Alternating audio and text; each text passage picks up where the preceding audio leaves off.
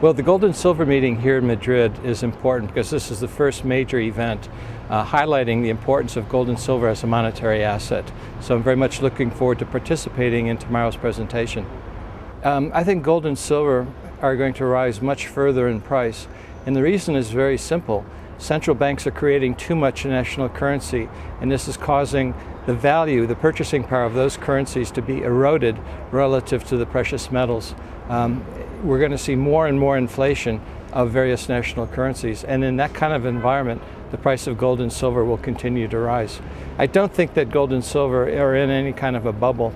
If you look at all of the valuations of gold and silver on a historical basis in terms of purchasing power, comparison to various national currencies, inflation-adjusted purchasing power, gold and silver are still relatively good value, despite the fact that they've done so well this decade.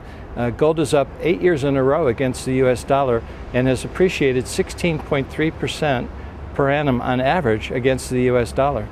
Well, you know, a lot of people say that we're in a deflationary environment because they look at the price of houses coming down, the price of real estate coming down.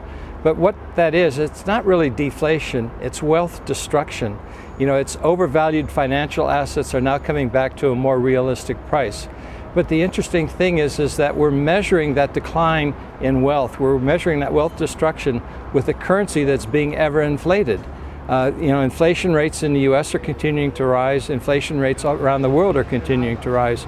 So even though asset prices are coming down because of this wealth destruction, we're measuring that decline in asset prices with a currency that's losing purchasing power because of inflation.